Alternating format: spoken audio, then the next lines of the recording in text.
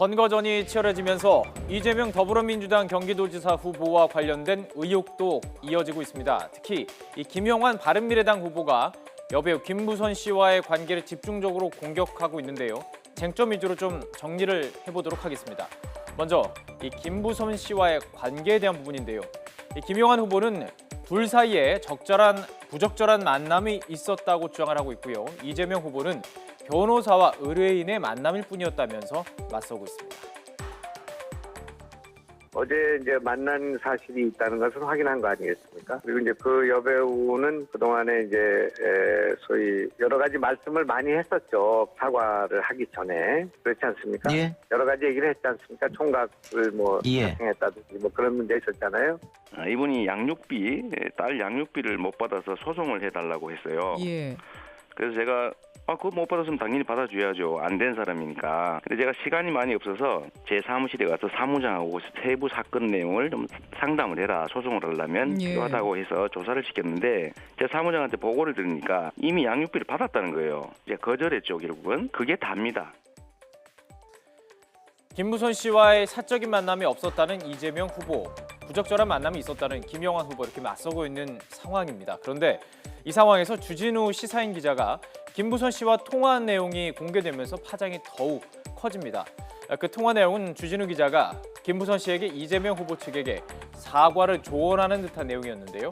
김영환 후보는 이를 갑질이었다라고 주장을 했고요. 이재명 후보는 주진우 기자에게 부탁을 한 적이 없다라고 맞섰습니다. 주진우 기자가 이재명과 아무 관계가 없으면 어떻게 그 여배우를 설득을 하겠습니까? 녹취 파일에 나오는 건데. 네네. 그러니까 그렇게 은폐하고 축소하려고 했다면 사과를 쓰도록 했다면 네. 그것이 그 과거의 그런 불륜과 연결이 돼 있다면 거기까지는 미투가 아니지만은 시장이라는 위치에 있었지 않습니까? 그때 성남시장이었습니다.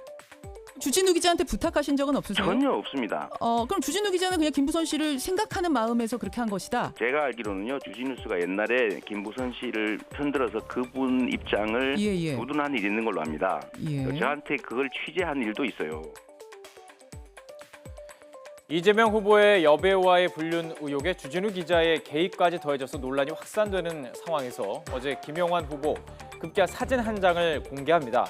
2007년 인천에서 찍은 여자의 독사진이었는데요. 이 김영환 후보는 이 사진이 불륜의 증거라고 주장을 하고 있습니다. 들어보시죠. 김부선 여배우를 잘 모릅니다. 지금까지 만난 적이 없습니다. 다만 제가 방송 토론을 하고 난 뒤에 저 때문에 많이 고통을 당하시지 않는가 우려된다는 문자를 보낸 적이 있고 그 다음날 아침에 저에게 전화를 해오셔서 약 1시간 반에 걸친 통화를 했습니다.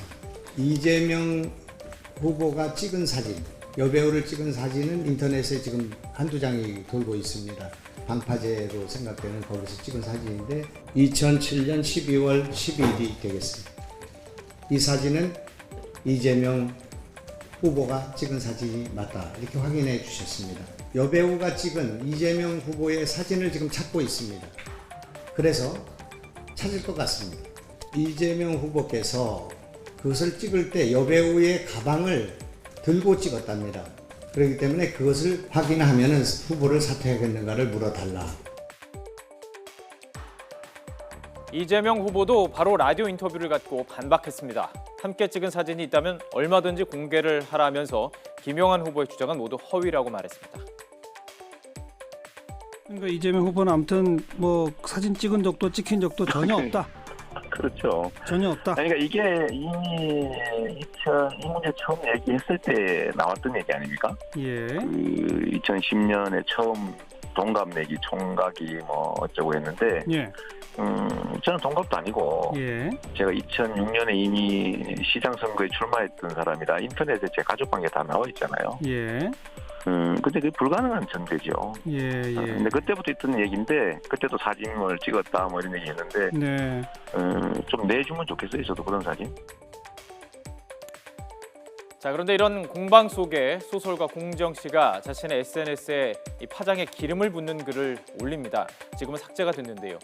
2년 전 주진우 기자와 만난 자리에서 주 기자가 이재명 후보와 여배우의 문제 때문에 올머리를 알았다면서 겨우 막았다라고 이야기를 했다고 밝혀서 논란은 더욱 커지고 있습니다.